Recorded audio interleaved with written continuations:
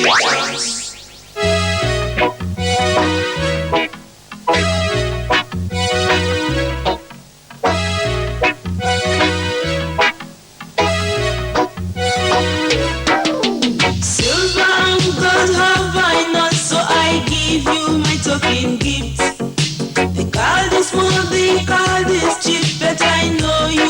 Appreciate. Ooh, yeah. I wish you happy birthday. Ooh, yeah.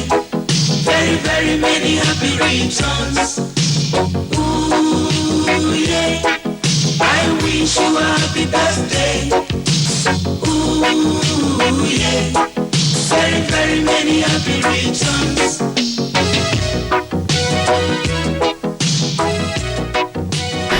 My wonderful viewers, welcome to All Round True Talk in Akpaka 99 production. I am your host on the Red Carpet Show today. My name is Akintola Oluwatoyin Jennifer. As you can see, we are all gathered here to celebrate our sister, our daughter, because it's her birthday. It is a special day for her, so we are here to cruise the party with her. It's no other person, it's Ogedegbe Itohan, aka Nick Baby, and we are also celebrating a housewarming party today. So please stay tuned and enjoy this Red Carpet Show with me. Thank you. Good afternoon, sir. Good afternoon. How are you? Can I meet you, sir? I remain Mr. 18 Courage Agbonrai. Wow. Welcome, sir. Welcome. Uncle, you are tall. Yeah, I'm very long. I'm not tall. Tall is an understatement. I'm very long. Welcome, sir. You're welcome. So, sir, what's up? What's happening here? Basically, one of my daughter, Mercy, today happens to be a born day, otherwise known as birthday ceremony, and she's also doing a house warming, and then I'm here to grace our occasion as the chairman of the occasion as well. Wow. As the chairman. Yeah. Wow, welcome, sir. So, if I may ask, sir, how long have you known Mercy? Mercy, she's been a bosom friend to my wife, and through my wife I got to know her, and she's been an amazing lady. Yeah. Thank you so much, sir. There are more questions I'll ask you, but I'll permit you to go first. Thank you very much. I'll come inside the party. Thank you. Thank you so much, sir. All right, sir. Call you. Oh, how many one people are so pretty. Call you. Yeah, that's it. Mrs. Joy Dokbono. And you? Mrs. Elao. Mrs. Osaume Elao. Wow. So, what's the we ma? Okay, I'll tell you another birthday. Okay, okay. So you know can here at that year mama. Okay, Messi no mono. Or Messi no. Or mono yama no ebe no no abunale we were boy no Messi. Omona ya hiyo no we were keke no reaje. Eliba kuna Messi ari egbele. So I know. So I say na we mero na go no kwa no ni maletene na ni mayare na letene na. So I will say. So when now 2 p.m. so you no real kere ya swe. Okay. Messi saboka na mono. O ama ina na ahia. Upo na magala o. Emo igbanyanu e. Igo ni hia. Uweza wo just we man ya upo bakpo. O ale ja upo na we say 100 years. Amen. Ero aje. Emo ya Emmanuel ni. Igwe wo ga ni wo gijwe ni jwe. Uta wo wo ni. Oye. Ebi aye. Oh. Yeah, you get a Messi with America. I know what I'm between the fields. Ah, wow. I'm your bunny. I'm your sovereign. Yeah. Ruda, okay. You know, you're in a scary as well. A Messi no more. I'm the boy, Logoma. I will be no yellow aguanuma. I'm your quick, milk, without a glow. Later of Paris. Paris. And Mama, I'm more than where you going agbon yen ko ni ya fe lo dawo lori o e baba apo me yi anu e omi dobo ye we nu ya kin ade Nigeria wa ya kin ari o wa o adi o wa we amada we ama e mo nu si a o do ba le gbora ni omi dobo ye double promotion o sa lo bo gari enu e double progress o sa lo bo gari enu e emi ya fe no dawo lori baba ya bless you we ni Jesus Christ no nyama. What's it, mommy? Thank you so much. Thank you, ma. Yes, ma. Good afternoon, sir. Welcome to my red carpet show. Welcome. So, can I meet you? Yes, I'm Pastor Austin by name. My wife, younger sister, is doing her birthday. That's why I'm around to witness the events today. So, how long have you known this girl, Mercy? I've known her not quite long. I know her 2014 thereabout. That was the year I met my wife. So she introduced me to her younger sister. So since that now we have been a good family. One family. I want you to drop 1 or 2 words about her. The day I met her, she's very humble. She's very generous, and at the same time she's very respectful. Yes. But I heard she's very troublesome. That was then. Okay, she's not a changed person, right? Yes, definitely she's a changed person now. She's married with a 4th kid. She's a happy family woman. She decided to come to Nigeria to celebrate the birthday. That's why we are here to celebrate with her. So I want you to drop a word of prayer for her. My prayer is for her that this is the year 2020, just the beginning of a year for her. And I pray that more years ahead for her. And I wish her all good things in life for her. Thank you so much, sir. Thank you, sir. Good afternoon, ma'am. Good afternoon to you. You are pretty. Thank you. You too.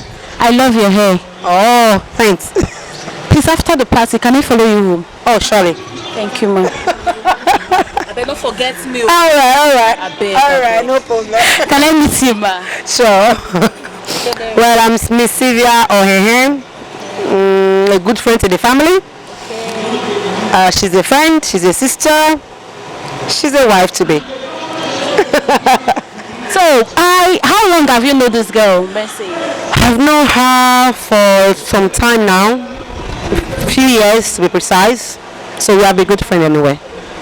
I heard she's a troublesome girl. Is that true? Yes, she's very troublesome. Very, very troublesome. She can look for my trouble. Very troublesome. So, Auntie Mercy, please stop looking for my mommy's trouble. Yeah, she has to stop. Yes, she's troublesome. But she's a loving girl though. Wow. I love her and I believe she loves me too. Yeah. We are actually like this. Wow. So I love her anyway. She's like a sister. Wow. I think that will be all for now. Thank you so much. I want you to drop a word of prayer for her. Anyway, I wish her all the best. More money on your bank account. I know you like plenty money. Plenty money. Many children. I know you love children too. Wow. I said more happy birthday to you. And you will live to celebrate many years. You will not die young.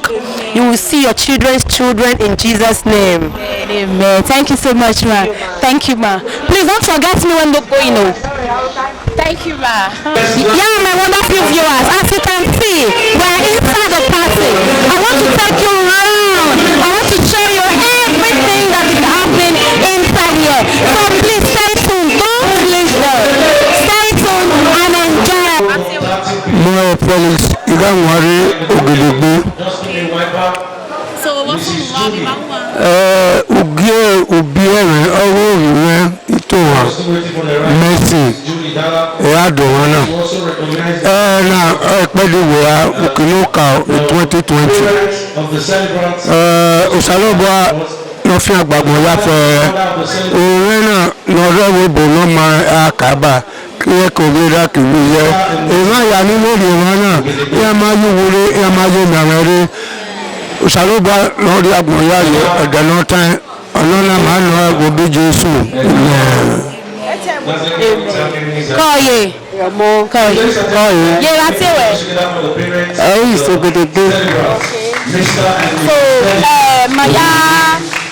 Maega na edubie lowo iwe na edubie lowo Gogo me ẹ̀yí màálù gbà yà rí wọn ọ̀ka wo bọ̀rọ̀ náà tó wọ́n láyé 13 days òkè ló kà ń fọ́ náà.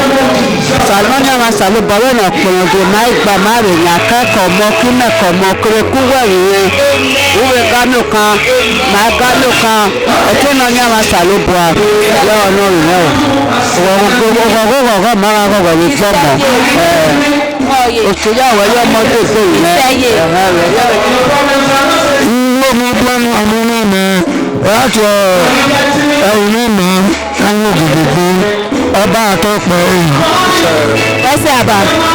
guess who I have in the building? It's our young Auntie Smena.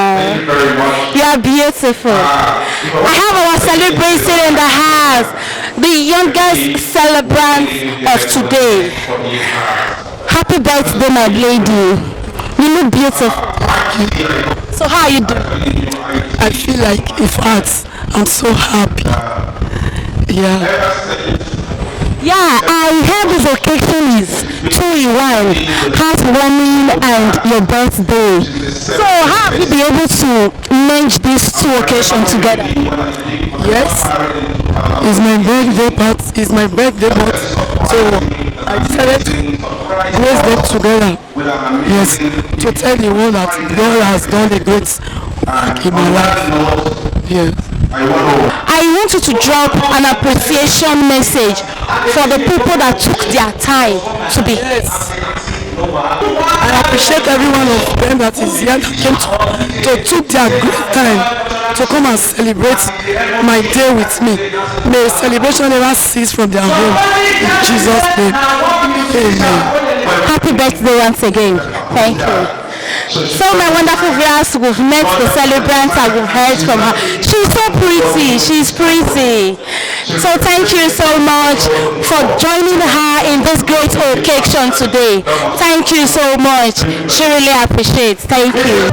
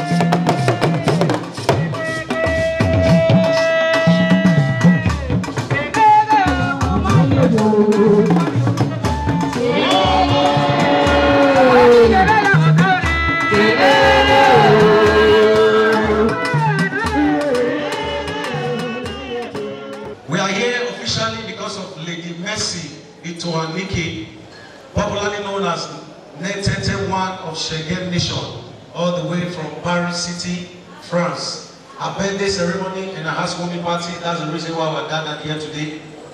And I said, if you're meeting me for the very first time, my name is MC Questionnaire, popularly known as Momatari Anbak of Semovita, in officer Pasgari. Ladies and gentlemen,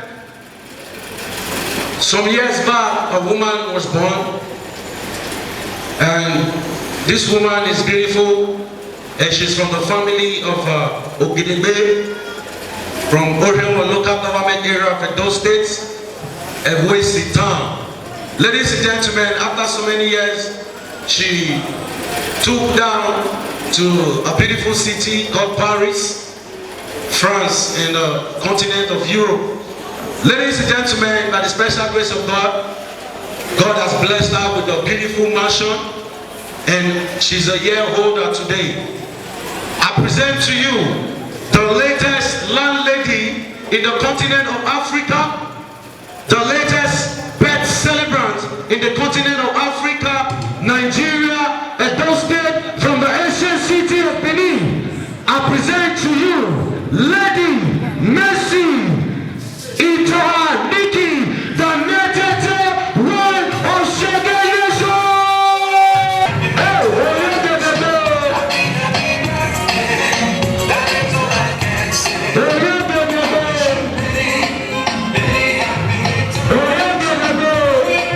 Please put your hands together for the celebrants. Put your hands together for the celebrants. Put your hands together for the celebrants. We have the celebrants already. Hello. Lady Mercy. She's a year older. She's a one lady. Ladies and gentlemen, what more can I say? This woman is beautiful. This woman is so superb. This woman is so wonderful. A woman with a heart of gold. Yeah.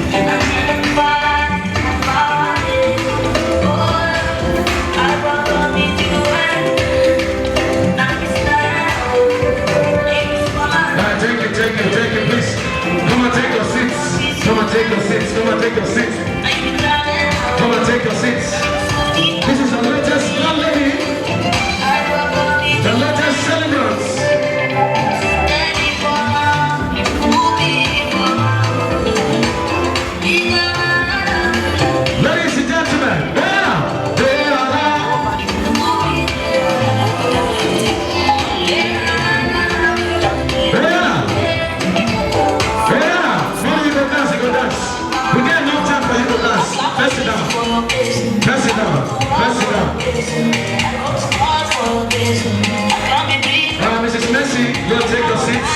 You'll take your seats.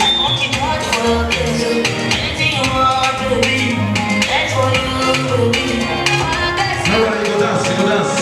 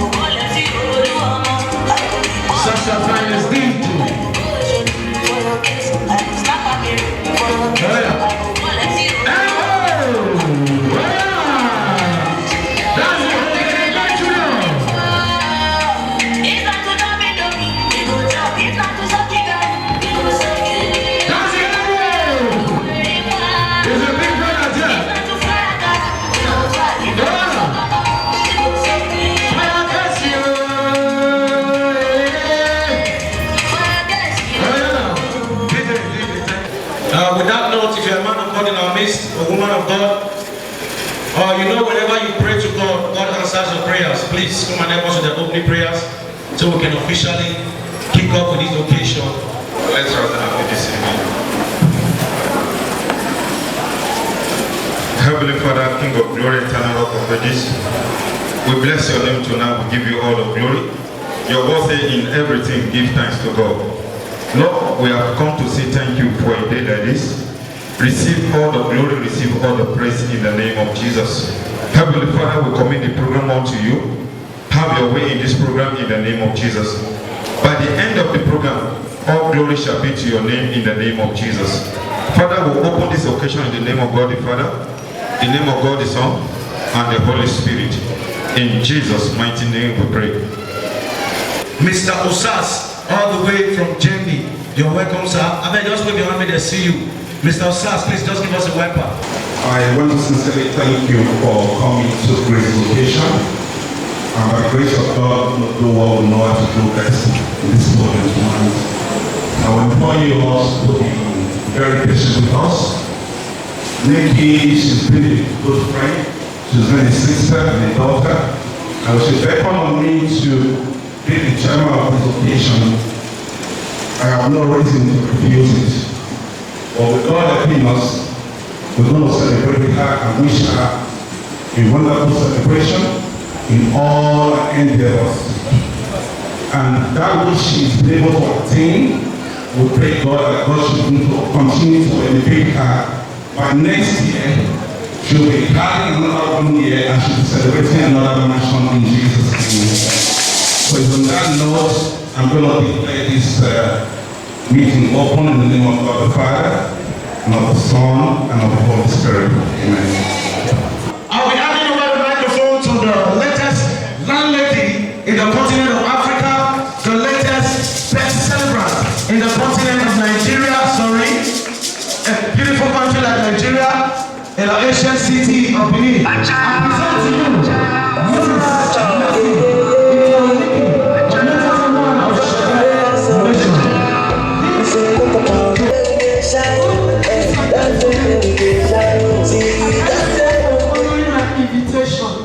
may God grant you all your heart desire in Jesus' name. And I also give thanks to God Almighty who ordained this day a great one for everyone to see. Thank you.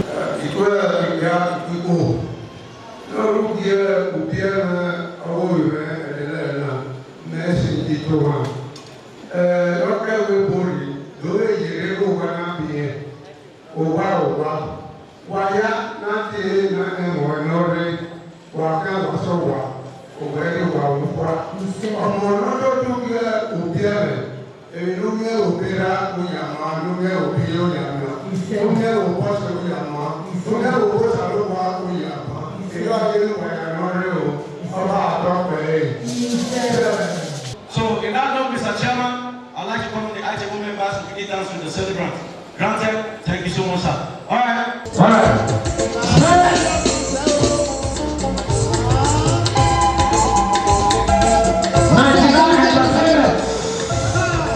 Led by Atata. That's a great photographer. Hey! Come down.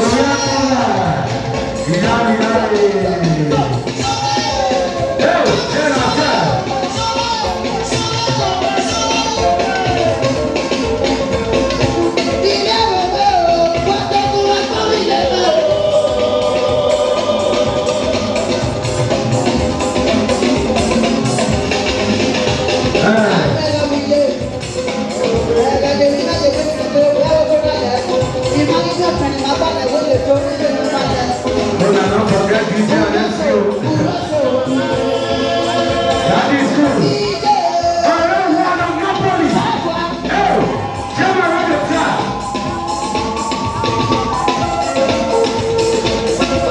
That's my emperor. Emperor Shali Brown. Oh, my one that was around. Make that clap. Emperor Shali Brown. My one that was around.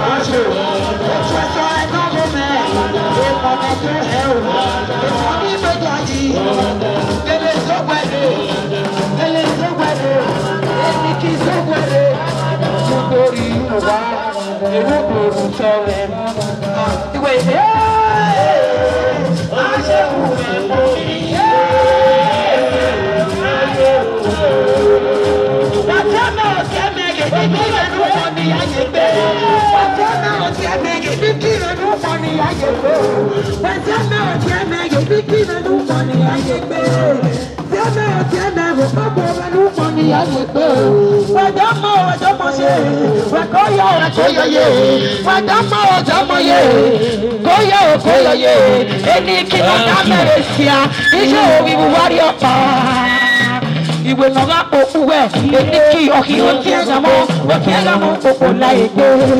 Ìwé lọ́gá òkú ẹ̀ ìwọ kí ẹ̀gà ní ìjàgbọ̀dà ní ìjàmọ̀ láyé gbé. Ẹni kí ló ń sòwò ẹ̀rẹ́ ẹni kí ló mọ̀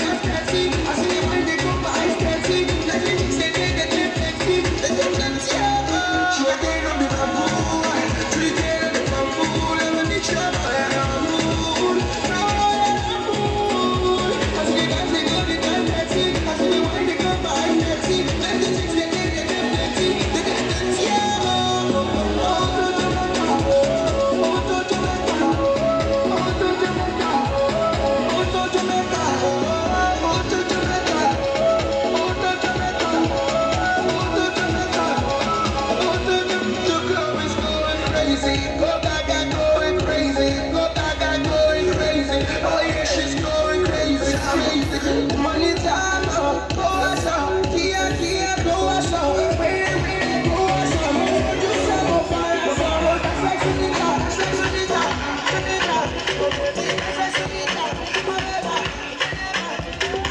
All my ladies, see, get calling. All my ladies, see, get calling.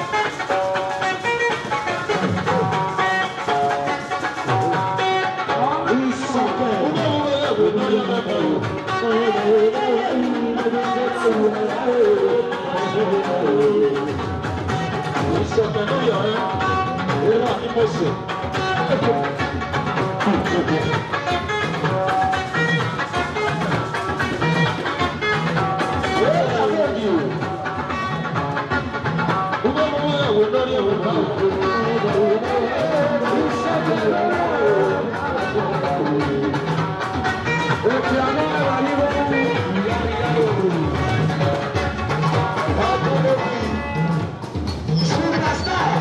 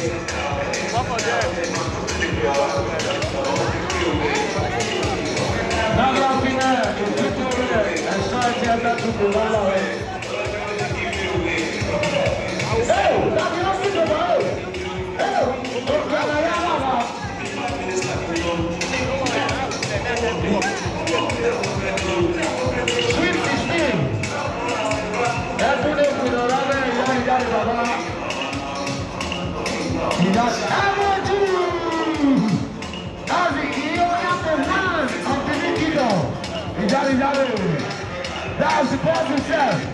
10 out of 10. 10 out of 10. 10 out of 10. Like that one. If you don't come on, show your face. You're going to go family help you. Help more. Get over time. Get over time. Stand up on your place. Get over the freedom factor. He got it. That's Mr. Peter. And I know you want. Ẹgbẹ́ náà yóò fún wa. Ẹgbẹ́ náà bá yẹ gbé kọ́ àdé. Uwese Baba, Uwese Radoke, Uwese Daddy, Uwese. I'm proud of you, Daddy. I'm proud of Uwese Baba, Uwese. Hey, Daddy, Peter, the other now. Daddy, Baba. Uwese, Uwese. Thank you, Daddy. Yeah. Way down. Ogedegbe. Rafiya, standing, Mano. That's the biggest goal of the celebrant. Ogedegbe Itohan.